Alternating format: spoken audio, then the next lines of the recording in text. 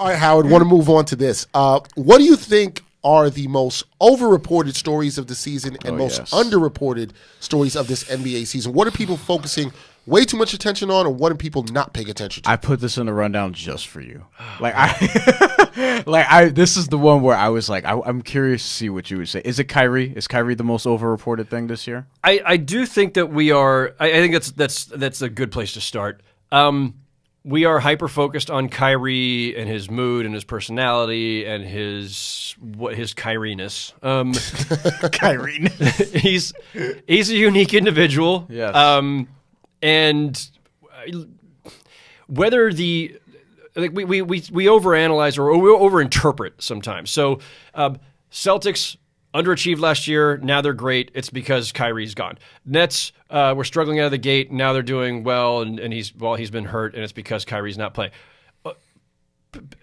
Like elements of truth in both of those statements, right? Like I would not dismiss that that would be intellectually dishonest or to say, but chemistry is a funky thing, and it's really hard to know for sure. Like you can't say for certain on any of these things. It's that mysterious of a thing, like how teams operate with each other, personalities click or don't click. And the Celtics had like at least 5 different factors going into them underachieving last year, right? Everything from young guys trying to do too much to and contract situations like say with Terry Rozier, Gordon Hayward not being Gordon Hayward, them force feeding Gordon Hayward into the line, all this, like every single part of that. Them having maybe just too many good players, as Danny Ainge himself said to Rachel Nichols recently. I believe that was the case. I believe that Brad Stevens didn't do a very good job of managing all of that. Agreed. Right. So there were like a bunch of factors for them. With the Nets, like, yeah, they struggled out of the gate, but like they changed out significant pieces of their lineup. Their best player isn't playing for the entire season. Their second best player, or third best player, technically, Karis LeVert, has not been playing. But they also were trying to incorporate a high usage guy in Kyrie, who's same position but different than D'Angelo Russell. Like there was going to be an adjustment period regardless. So let's not over ascribe the outcomes to the obvious. Well, it must be Kyrie. Everything must be Kyrie. Presence of Kyrie means you lose. Absence of Kyrie means you win. Like, come on, like let's not get ridiculous. Like the Cavs had very good years with LeBron and Kyrie together. Yeah. You can say it's all because of LeBron, but you know what? He needed Kyrie for a lot of that, including one fairly significant shot in NBA history. That's right. So it's no, I know why you looked at me. I know exactly why you looked at me. Let me fill you in on this, Howard. This is an ongoing thing on the podcast, right? He is a. Hold on. Let me let you tell it. No, because you're going to misrepresent me. I don't want to. As you often do. I don't want to. I want Howard to have the facts. I want him to get the full story. He's the full 48 podcast host, so he's got to get that. Go ahead. Please. No, because we have talked about this whole Kyrie and Kemba thing before they even, before Kemba filled his void in Boston. We were talking about how I don't think talent-wise they're that far apart. That's what I've always said is that and I think generally when it comes to what? Why are you looking at me? I'm just smiling. I think generally when it comes to NBA players and professional athletes, I don't think, especially in the NBA, the skill sets from person X to person Y is so far apart because we avoid looking at situations, right? Mm-hmm. So I do think that Kyrie Irving, having been in Cleveland, while it obviously did help them win a championship, I do think that other point guards we kind of overlook, like Kemba Walker, he was in Charlotte.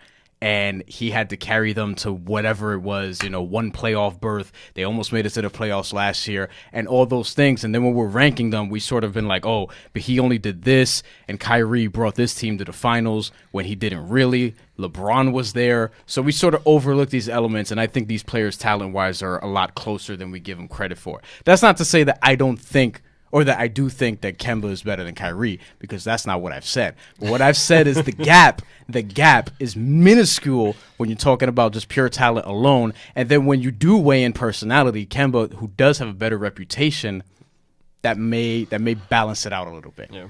Did I do a good job of explaining that, Dexter? I think you did. I think you did. Howard, I don't know how you feel about that. But like if you're doing it in NBA 2K, right?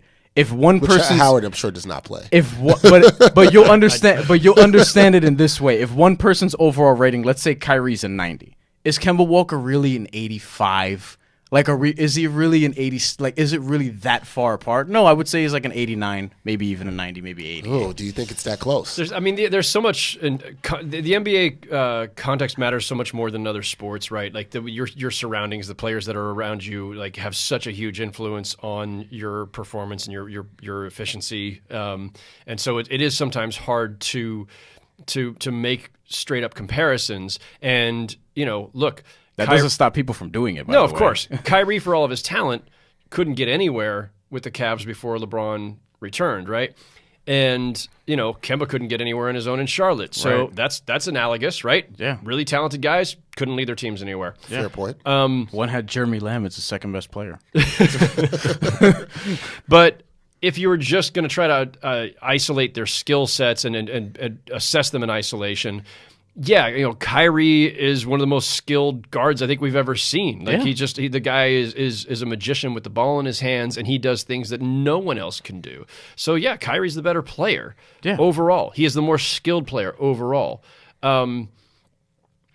Is it enough of a gap that other elements become irrelevant, or are diminished? I don't know. Like it's. How close is it to your point, Brian? Like that, your thing is like the gap isn't that big. It may not be. It probably was at a certain point because Kemba had to build himself into the player that we now see. Right. Kyrie arrived with a lot of what we see in Kyrie was there from day one. Kemba came in. He had to create that jump shot. He had to create like that pick and roll effectiveness. Like he wasn't this Kemba from day one. Well, no, we were talking about this last season. And that was basically what I was going off of. No, so we were talking about this last season, and that was also when I said I would take Damian Lillard over Kyrie. You and I think Tom said I was crazy, and then he hit the shot in the finals, and then Kyrie did what he did in the playoffs. Didn't hit the shot in the finals, hit the shot in the playoffs, and then Kyrie did what he did in the playoffs, and all of a sudden that discussion sort of flipped, and now everybody sort of thinks that Damian Lillard is better than Kyrie Irving. Funny how that works out. I'm calling him a Kyrie Irving hater. No, I'm not. And by the way, I actually do defend him with all this stuff. No, he does. I think based on, because this has become a mental health discussion, and I think that is dangerous for obvious reasons. 1 and 2. I think we're just over. Why are we so? I'm with Howard with what he said. Why are we so? Why I don't think on him way too much and. How much he's affecting the team without looking at the other factors that you mentioned, which is the Nets were going to go through this transition period. Let's see. When he gets back and he starts playing again, let's see. But I also think that people are calling him moody because they're using that as code because they don't want to call him bipolar, and I think people really think he's bipolar, but they don't want to call him bipolar. We don't know. Publicly. I don't know what that is, but I'm saying moody can't be the thing that want to makes you be like, go up in arms because we're all moody.